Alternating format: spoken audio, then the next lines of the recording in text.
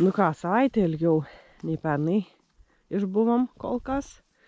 Toliau gerinam tą rekordą, nors mačiau čia orai tokie visokie pranašaujami, nors pranašavo, kad ir vakar ir užvakar visą naktį snigs, bet taip nebuvo. Kad jo, žiūrėsim pagal orus, nes jeigu pasidarys pliurė ir jinai užšals, jo, tada va, jau jom bus sunku atsikapstyti, tada turėsim jau vestis namo. Vis tik jeigu sniegas bus purus, tai problemos nebus. Nu, bet koks purumas gali būti prie 0 laipsnių. Nežinau, nelabai koks. Bet sakau, žiūrėsim, kokia čia bus ta temperatūra. Man tai tik juokinga yra, kai aš atsimenu spalį ten mėnesį filmavau storius, man atrodo, ar ką ten. Ir sakiau, galimas sezonas nenumaldomai artėja į pabaigą. Po 2 mėnesių mes vis dar pievose. Kopūstų šventė vyksta. Dabar kaip man išvažiuoti? Niekaip. Einu, važiuoju piemenį, sėdėsiu taką, nors pasitvarkysiu, nes aš neišvažiuosiu, kol jos nesuės. Mažiukai tai šaunuoliai nesistum, nors šiaip galėtų prieiti prie tų kopūstų, bet va, jie atžalikė. Ir jiem gerai, šaunuoliai tie mažiukai. Daug tų mažiukų yra rudžia. Rudį penktadienį išvežėm. Baisiai kažkaip sunku buvo. Nors atrodo, man Hermis buvo kažkaip, nu toks, bet va, rudis toks irgi unikalus. Kažkaip gal ne veltui namie portretas jo kabo. Tai va, tai, žodžiu, bet šeštadienį ryte atsikėliau ir Laurinui sakau, turiu tikslą gyvenime padaryti skerdyklas labiau pritaikytas gyvūnam, o ne žmonėm.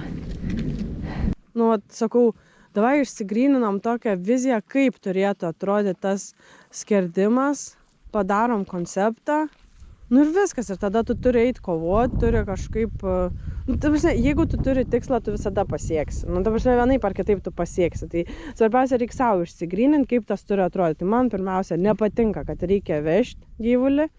Ta prasme, negali važiuoti gyvas gyvulys, ten daugybę tų kilometrų. Nu, mums nedaug ten gaunas, bet ten apie 5, sakykime, kilometrų, bet man tai vis tiek yra per daug, tai yra, tu jį turi pakrauti. Jau stresą tu jauti, jisai jaučia stresą, važiuoti, jam stresas.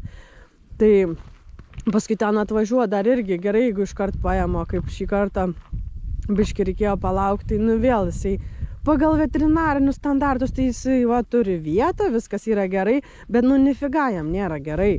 Tai va, aš kartais pagalvoju, kad tie veterinariniai reikalavimai tam tikrose vietose visiškai nereikšmingi nuėjo į pūdymus iki, nu, ta prasme, iki negalėjimo, o ten, kur tikrai gal būtų svarbu, tai kažkaip palaida bala yra.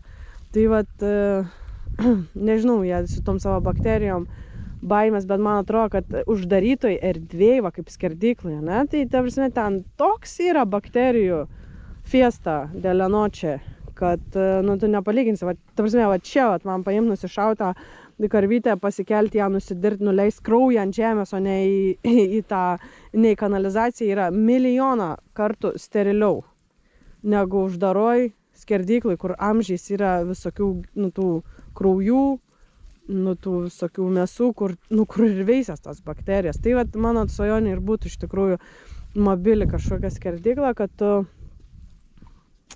nekankintum to gyvulio. O paskui tu tą įsidedi, tą skerdeną, vežk nors ir 1000 kilometrų, jau nėra reikšmės, kur tu nori persidirbti. Bet karkasas turi, nu, ta prasme, pasiekti karkaso lygį turi prie vietos.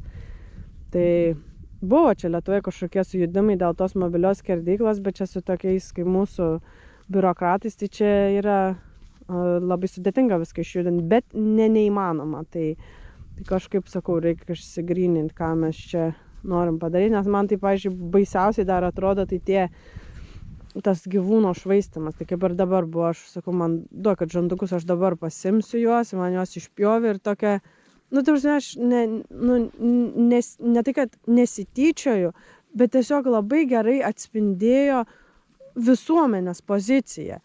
Man sako, bet mes apipjaustom to, tarsi nupjovė juos ten ir jie ten su papildomom dalim tie žandukai ten ir su lūpo netgi ten pakliuvo ar dar kažkokio žodžio ir jisai man sako, bet mes, prieš pakuojant apipjaustom, paliekam tik žandus, nes jis taip ir pasakė, nes nežinau, ar jie valgomi. Sakau, žinokit, gyvuliukas yra valgomas nuo nosytės iki uodegos galiuko, šiaip jau, tik čia gal tik apdorojimo klausimas yra.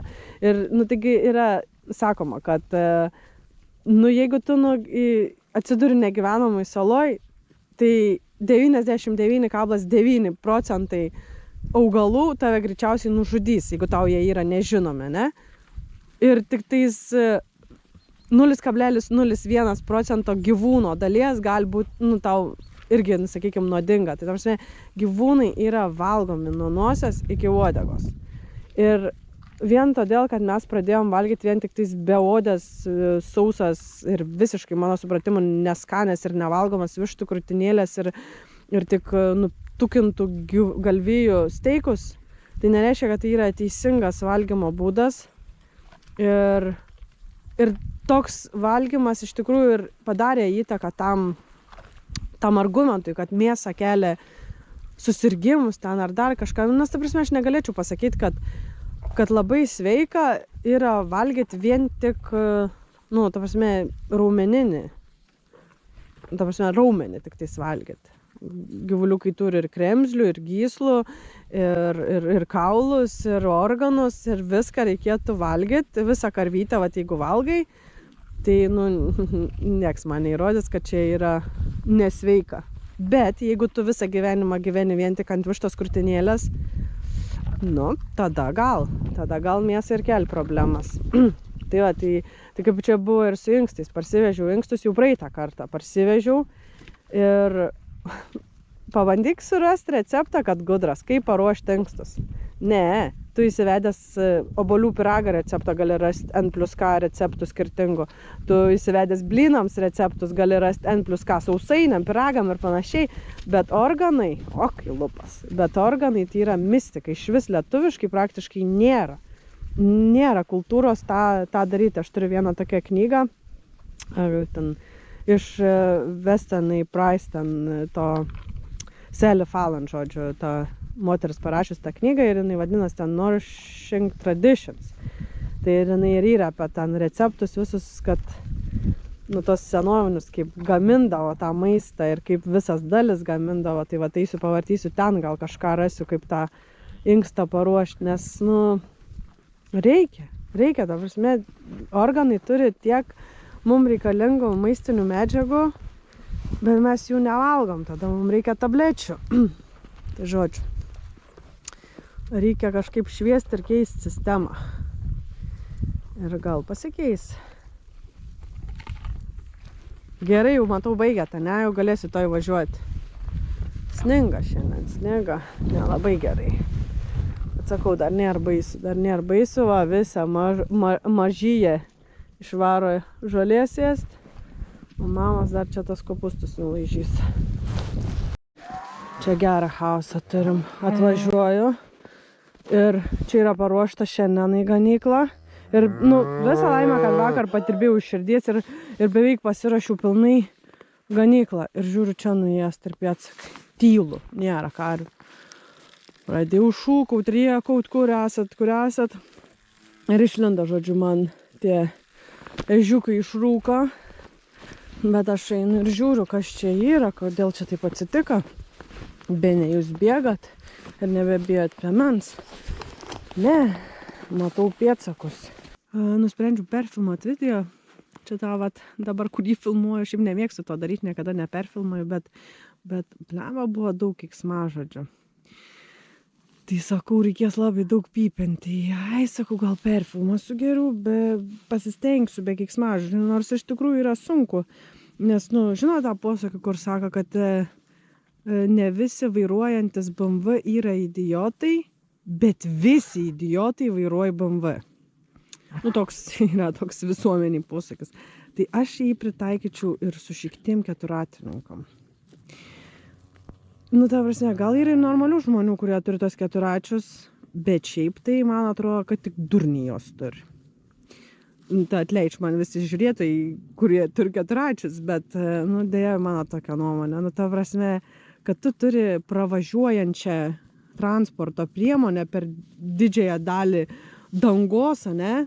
Tai nereiškia, kad tu, keiksmažodis, gali ir važiuoti. Jau ta prasme pamatau, kad važiavo per tą pievą, nu, toleruoji. Nu, bet žmogau per piemenis kiaurį, tavai nevažiuok, ką? Tai sakau, čia nafik spigliuotų, tų primėtyti kokius, bet tai nesubadysi jų tų padangų, ten ir esmė ir yra. Kad gali važiuoti bet kur per bet ką, nu taip ir daro. Siaubas šiaip, siaubas yra. Gerai, viskas, reikia nurimti, svarbu laimingai baigęs, karvės visas vietoj matau, tikrai čia, jeigu vienos trūks, tai jinai pareis, nes banda matos, kad yra čia. Bet dabar ką aš jom pasiūlysiu, esu pasiėmusi savo tą. Bet tai kada čia, aš vakar buvau po pietų, čia vakare važiavo. Nežinau, durniai, neturiu, kaip aš jų kitaip apibūdinti. Karvytės pusryčiauja, taip dabar, nu tas oras dabar, tai yra pasakiškas. -3, kritulių nėra, čia aš nežinau. Nu, aišku, sniego dangos jau biški daugiau yra, bet nieko tokio dar.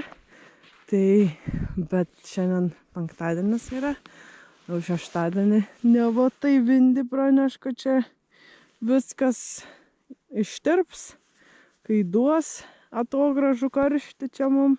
Kažkaip sunku patikėti. Nežinau. Dar plus rytoj turim išvažiuoti Kauno pusdieniai. Profesorius Laurynas važiuos paskaitą pravesti studenčiokam apie dirvožemį. Tai jo, ir mes su vaikais irgi galvom prisitrinsim. Kažką gal Kauno eglutę nueisim pasižiūrėti. Tai va, bet aišku, jeigu čia tie orai rytoj, tai pabjurs įdomu. Ta prasme, vis tiek per dieną čia neištirpins to sniegą, čia neįmanoma. Ir netikiu. Ir tada labai priklauso, kokią naktį bus ta temperatūra, jeigu visa ta pliurė sušals, tai bus labai negerai. Bet šiaip tai dar turim 2 dienas mažiausiai čia. 2 dienas mažiausiai, o jeigu nutirptų, taip atsitiktų, kad tikrai nutirps, tai tada dar visoje toj dideliai ganyklai dar paliktumėm kokią dieną, nes vis tiek tas iš po sniego nuėdimas nėra toks, koks, kai sniego nebūna. Tai va, žiūri į Heidi. Heidi, eik draugauk su karviukais.